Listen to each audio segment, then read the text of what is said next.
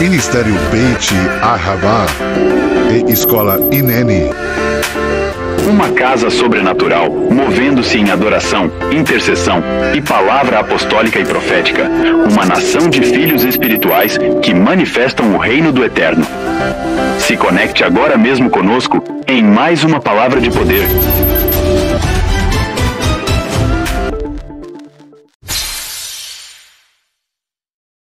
Shema Israel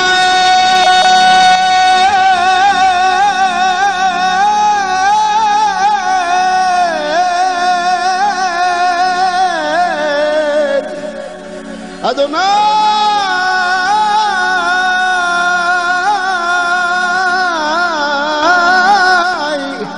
Eloheinu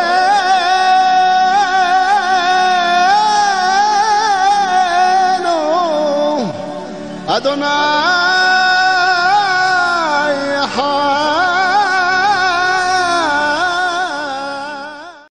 aos pés do meu amado. Aleluia.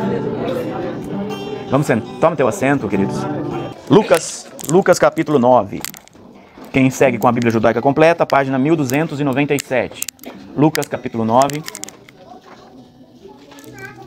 E eu quero falar sobre os discípulos, os talmidins e a missão que continua. Olha o que diz aí. Vamos ler? Todos acharam? 9:1. 9 segue de um adiante. Reunindo os 12, Yeshua lhes deu poder e autoridade para expulsar todos os demônios e curar doenças, e os enviou a proclamar o reino de Deus e a curar. E disse-lhe, não levem nada pelo caminho, nem bordão, nem saco de viagem, nem pão, nem dinheiro, nem 2 camisas. Na casa em que vocês entrarem, fiquem ali até partirem. Se não os receberem, sacudam a poeira dos pés quando saírem daquela cidade, como um aviso contra eles. Eles saíram e foram pelos povoados, curando e anunciando as boas novas por toda parte.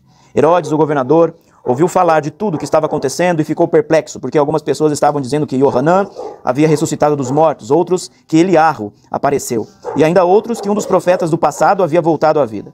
Herodes disse, eu decapitei Yohanan. Então quem é este que eu ouço essas coisas? E procurava vê-lo. Segue o 10 aí com atenção agora. Na volta, os Shalachim, ou os emissários, ou os apóstolos, detalharam a Yeshua o que fizeram. Então, ele os tomou consigo e se retiraram para uma cidade chamada Betsaida. Mas as multidões descobriram e o seguiram. Ele, Yeshua, as acolheu e lhes falava continuamente acerca do reino de Deus e curava os que precisavam ser curados. Segura aí, Bíblia aberta, que a gente já vai ler de novo. Uma das coisas que nós precisamos entender. Semana passada eu estive aqui com outro grupo, publiquei a mensagem em áudio, acho que vocês ouviram, e hoje eu quero falar sobre a missão que continua dos talmidins. Todos me veem aí, eu estou sentado, todo mundo. Olha, uma das coisas que a igreja vai precisar aprender, e quando eu digo a igreja é a igreja mundial, é que nem tudo é para tudo e nem todos é para todos. Yeshua estava fazendo o seu trabalho, e no Brasil, nos anos 70, 1970, os mais antigos aí vão lembrar, havia começava a aparecer o discipulado 1 a 1, o tete a tete. E muitas pessoas acham que o discipulado, ele é 1 a 1. E às vezes a gente vem para a igreja ou vem para um grupo religioso, seja ele qual for, e a gente acha que a nossa vida tem que ser cuidada minuciosamente por um pastor ou por um discipulador. E não é assim, irmãos. Yeshua falava às multidões. E multidão não é apenas número de pessoas, tá? Multidão é a fome e a sede que aquelas pessoas têm. A multidão, ela vai vir atrás das coisas. Há 10 anos atrás, pasmem vocês ou não, há 10 anos atrás, eu disse aos pastores que nós iríamos receber pessoas, mas que essas pessoas elas iam ser provadas pela fome e sede que elas mesmas carregavam. E assim, não só nós, como todos os lugares, nós vemos uma crescente. No início dos anos 2000, estou falando de história da igreja, tá? No início dos anos 2000, nós vemos uma crescente de discipulado 1 a 1. Tem grandes igrejas que fazem esse tipo de discipulado. Só que esse não é o discipulado que Yeshua ensinou. Nunca foi e nunca será. Não estou dizendo que não é viável. Estou dizendo que não é o discipulado que Yeshua deixou. Por quê? Porque o discipulado das multidões era um. Ele vinha, recebia, curava todo mundo. E ele tinha um grupo de 120 que ele enviava. Ele tinha um outro grupo de 70 que ele enviava. Ele tinha um outro grupo menor ainda, de 12, que ele enviava. e trazia consigo. Ele tinha um outro grupo de 3 que trazia mais consigo ainda. Ele tinha um perto dele. O que eu quero dizer com você? Eu quero dizer que nós estamos gritando, e eu uso o verbo gritar no sentido de proclamar a palavra às pessoas, e principalmente a um grupo que nós então chamávamos de cooperadores, todos aqueles que trabalhavam na igreja, e muitos de vocês que estão aqui hoje não faziam parte desse grupo de cooperadores. E dentro de um grupo restrito, não restrito no sentido de privilegiado, mas dentro de um grupo onde foram chamados para trabalhar, nós vemos lá no livro de Atos, haviam 7 diáconos para 3.000 pessoas. E esses 7 diáconos não tinham discipulado um a um. Esses 7 diáconos oravam, ministravam, e esses 7 diáconos tinham lá um grupo de 3.000 pessoas convertidos em um único dia, que estavam com fome e sede de ser o que Yeshua deixou para ser. E hoje nós vemos as igrejas inchadas, nós vemos as igrejas, todos os ministérios em si, inchados de pessoas que estão ali consumindo, que estão comendo, que estão como um fast food. E chegará um tempo, esse tempo já chegou no Brasil, e mais no Brasil, não só no Brasil, mas nós estamos vendo, chegará um tempo onde todas essas coisas vão começar a cair, irmão. Os impérios, e quando eu digo impérios, não é grandes igrejas. Tem uma reportagem que eu vi hoje, que as pessoas estão se afastando da igreja, mas não estão se afastando da espiritualidade. Foi o que eu disse na semana passada aqui. Estão se afastando da igreja por problemas, por diversos problemas. Se no mundo normal já é complicado, imagina quando você tem interferências de principados e potestades, que nós estamos aí labutando todos os meses. O que eu quero dizer isso com você é que Yeshua, quando disse para eles irem pregar, agora vocês vão fazer.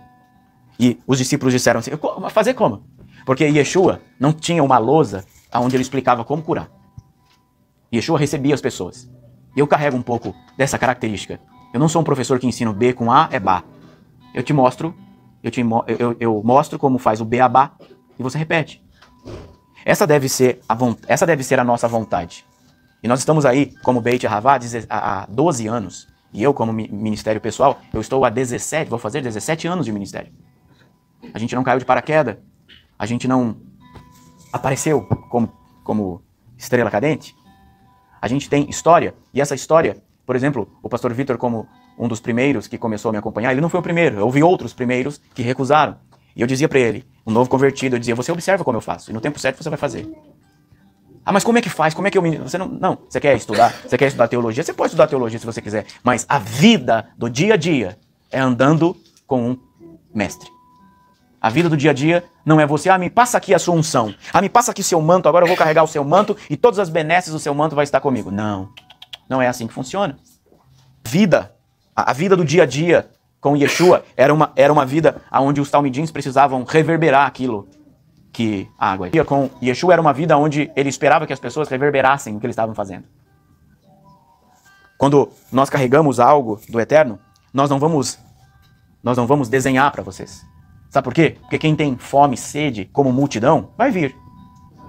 E essa fome e essa sede com a multidão, ela vai ser curada como você foi, ela vai ser liberta como você foi, ela vai começar a desprender como você desprendeu, ela vai começar a ser ativada como você foi ativada, mas a multidão vai embora. E Yeshua nunca deixou de recebê-los. Olha o que ele disse. E ele as acolheu, acolheu e lhes falava continuamente acerca do reino de Deus e as curava. Preste atenção numa coisa. E agora você é inteligente, vai entender o que eu vou dizer. Você não é uma pessoa robótica. Os discípulos, os talmidins, pediram tempo. Eu tô cansado disso. Vamos ali em Angra dos Reis dar uma descansada? Vamos para Ubatuba? Vamos pro Guarujá? Falando da cidade aleatória aí. Vamos descansar? Afinal de contas, poxa, apóstolo, orar toda semana? Eu vou, mas eu bato cartão só na oração. Mas, poxa, tô cansado. E quando nós ficamos cansados, nós não agimos como Yeshua. Yeshua recebia, Yeshua lhes falava continuamente e os curava. Independente da dor, independente da situação. Mas esses pediram, vamos descansar. Tá bom, então vamos para Betsaida. Mas a multidão descobriu que estavam lá e foram atrás. Imagina a cara dos talmidins. Tá bom, vai, cura aí. Tá bom. A nossa vida, essa semana eu postei algo, né? A nossa vida religiosa não pode ser ativista. Nossa vida tem que ser por kavaná. A nossa vida tem que ser por consciência daquilo que verdadeiramente eu estou vivendo. E não é só líder, é todos nós aqui. Quando a nossa vida se torna uma religião, quando se torna um ativismo, nós voltamos a tomar a Santa Ceia ao invés do Kiddush. O que você está falando, AP?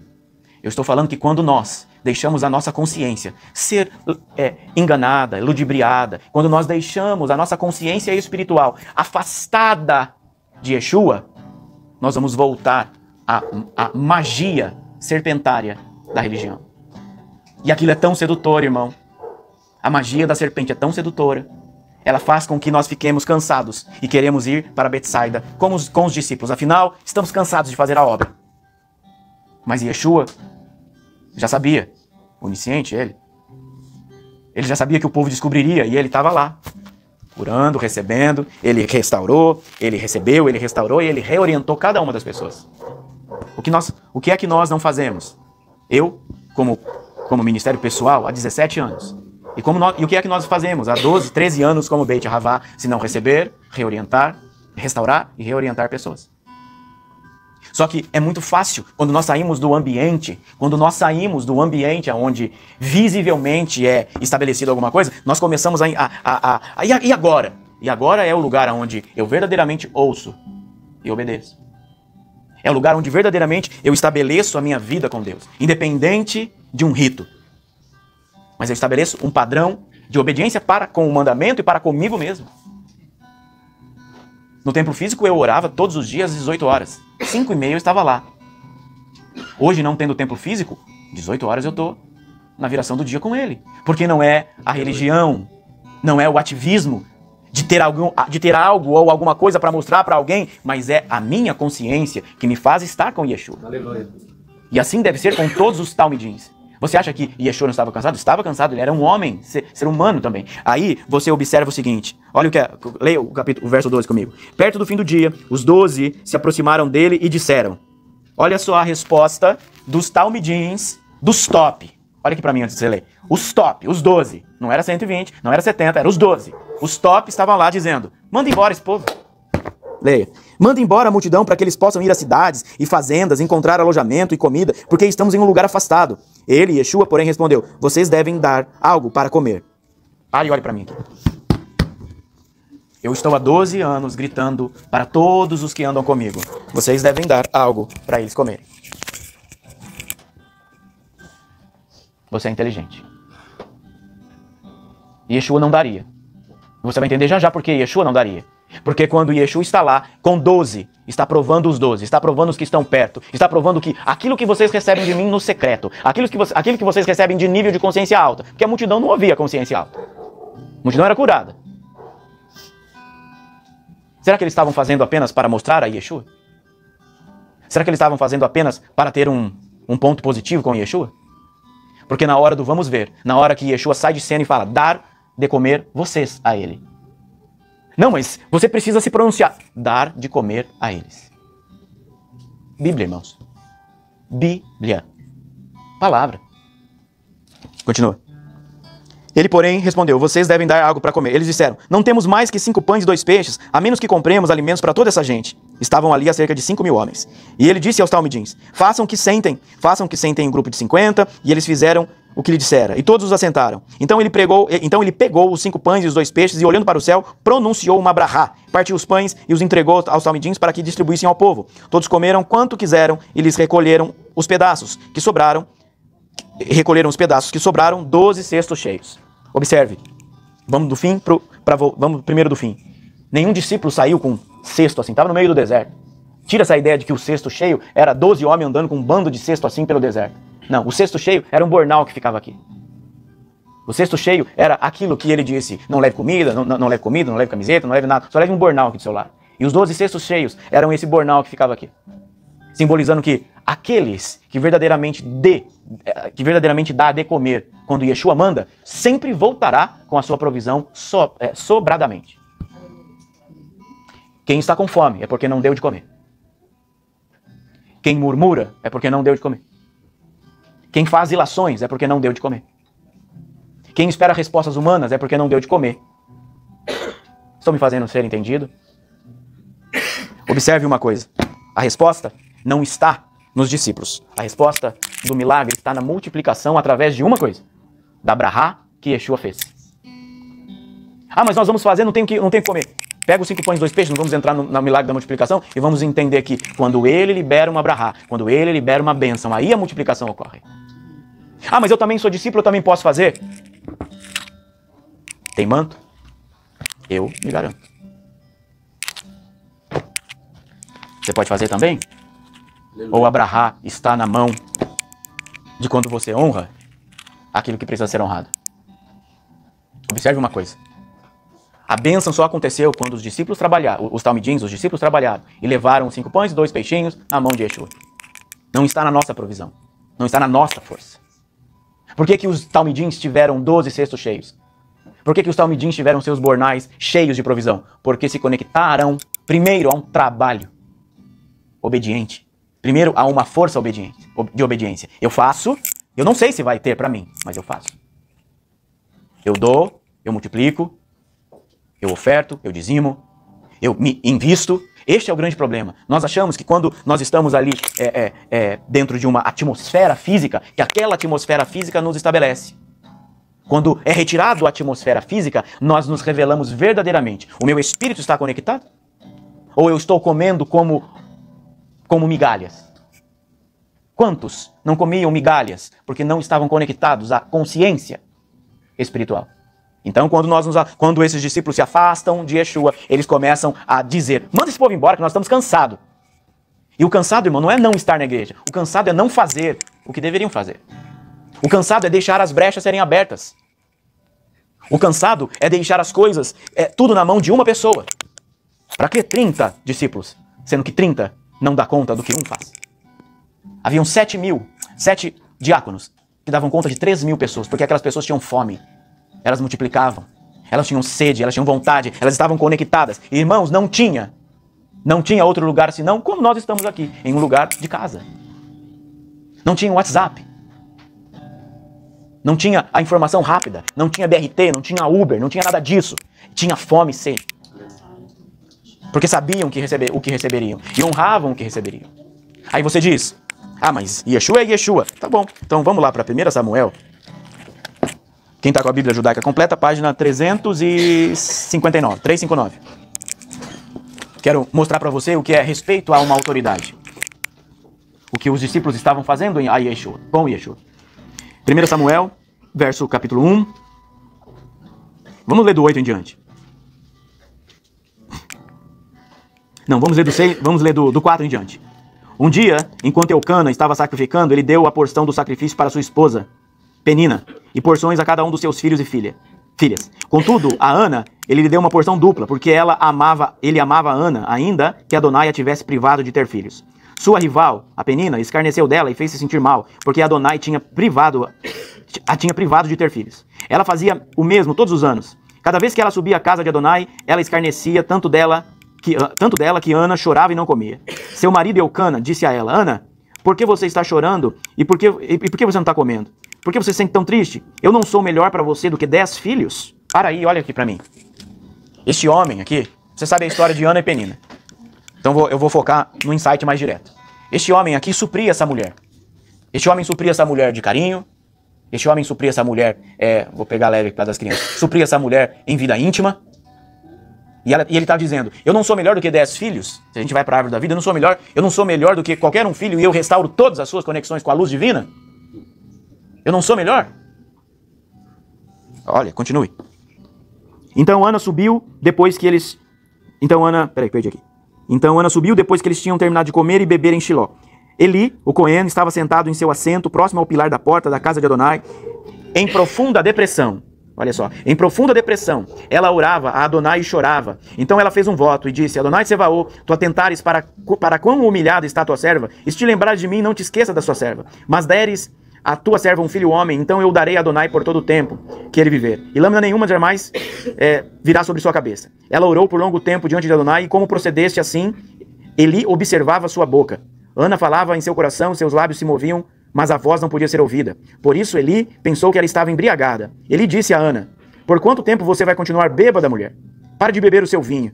Ana, entretanto, respondeu: Não, meu senhor, eu sou uma mulher muito infeliz, não bebi nem vinho, nem outra bebida forte. Antes estou derramando minha alma diante de Adonai. Não pense que tua serva é uma mulher desprezível, porque eu falei do profundo da minha angústia e da minha ansiedade. Ele respondeu: Vá em paz, que o Deus de Israel conceda o que você pediu a ele. E ela respondeu: Que tua serva encontre favor em tua presença. E aí, irmãos, naquele mesmo dia, ela volta para casa, e aquela mulher é coberta, vou dizer assim, tá? Ela é coberta pelo seu marido, e por causa de uma brahá, é que ela fica grávida. Eu quero enfatizar, este homem dizia: eu não sou melhor do que 10 filhos para vocês. Então, aos adultos aqui vou falar em alegoria. Aquela mulher tinha uma vida íntima diária, para que aquele homem pudesse suprir as emoções daquela mulher que não tinha filhos. Então não era um problema uterino e nem um problema de ordem natural do homem. Aquele problema estava por causa de uma barreira espiritual. Primeira coisa que eu quero enfatizar: a mudança não está em você suprir alguém humanamente. A mudança está quando você se conecta à bênção. Da mesma forma que Yeshua levantou 5 pães e 2 peixes e conectou a bênção ao povo. Da mesma forma aquela mulher foi conectada à bênção por causa de um homem sacerdote. Ah, alegria! Isso eu já sei. Beleza. Mas não é isso que eu quero falar para você. O que eu quero falar para você é o seguinte: quem era Eli? Eli era um homem que era considerado pelos outros, naquela época, um homem desprezível. Um sacerdote que havia ficado cego, havia se perdido na sua posição. E nós temos o costume de olhar para essas pessoas que nós achamos que estão perdidas e não damos o direito ou o dever, nós não damos o dever de olhar para essas pessoas e dizer: a conexão está com ela e acabou. E aí nós começamos a olhar: não, mas por quê? Não, isso é Deus quem fez. Deus faz através de homens. Deus constrói algo através de pessoas. Eli havia sido omisso com 2 filhos deles. Os filhos, o pecado de Eli não era um pecado como os filhos.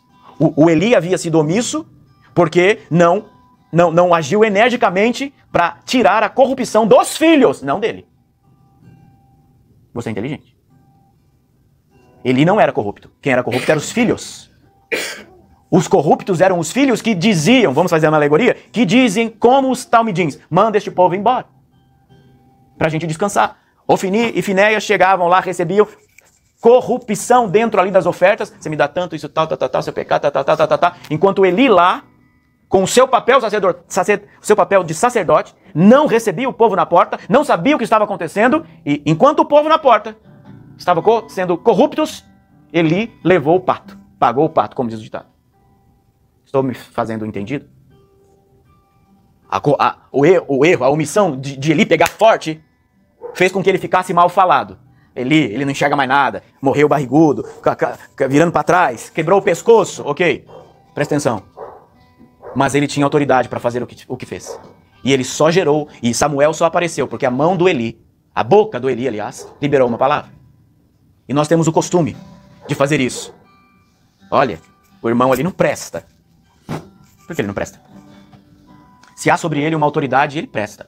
E muito. Só que aí as magias negras, começam a enfeitiçar a nossa vida. E enganar a gente. Eu ganhei esses pratos. Tem um que bateu no cantinho, quebrou. Eu ia jogar, a bispa ia jogar, e aí eu falei: não, deixa aí. A gente tentou colar, não colou também. Aí deixou lá ele no fundo do armário. E hoje eu tive uma visão com esse prato. Esse prato é de cerâmica.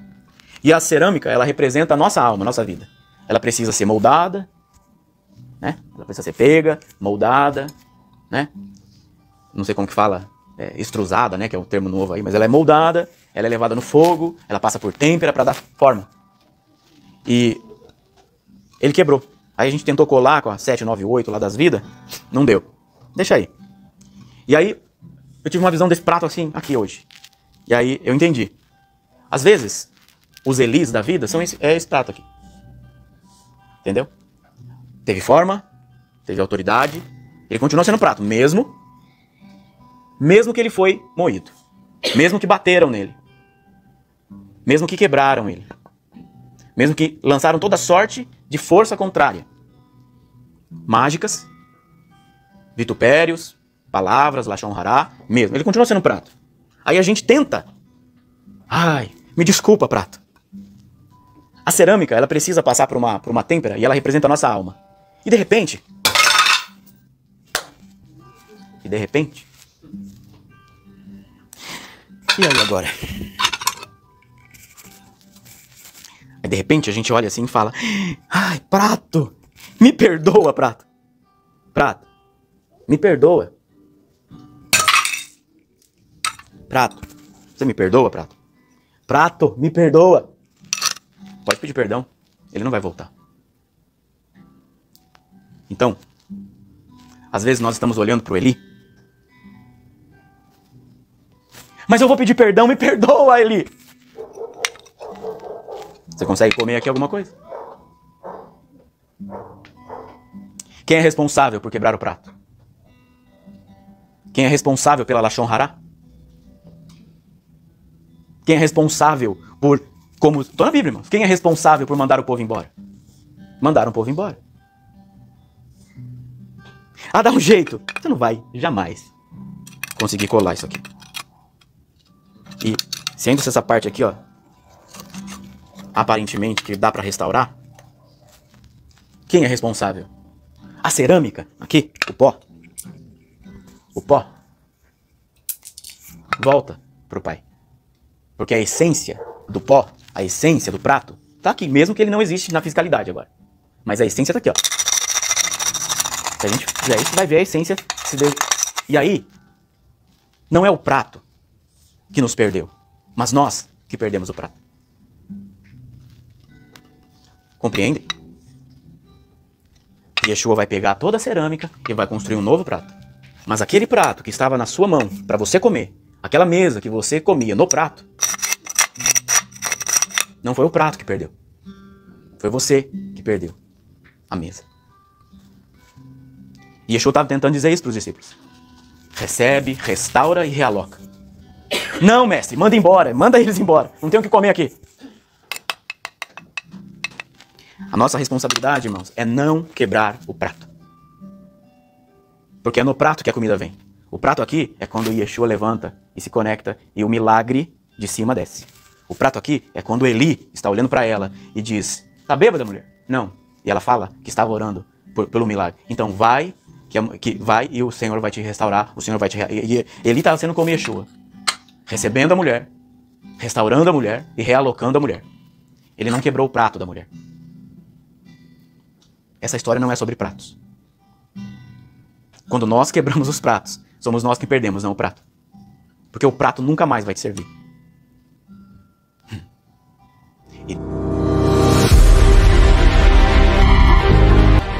Você pode agora mesmo abençoar todos os nossos trabalhos, eventos e cumprir o mandamento da Palavra do Eterno, realizando o envio das suas primícias, dízimos e ofertas. Use a chave Pix ou as contas que aparecem na tela e também os demais modos de envios eletrônicos. Agradecemos por cada semente enviada e prosseguimos orando por cada vida.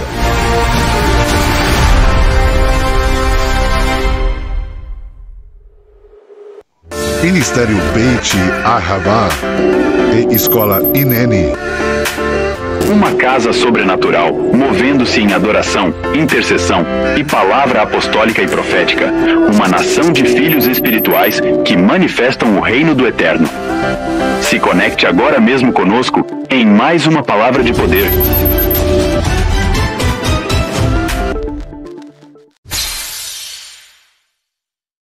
Shema Israel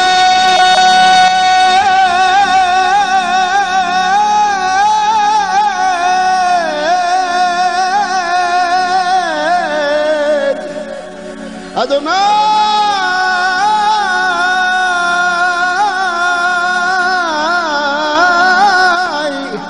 Eloheinu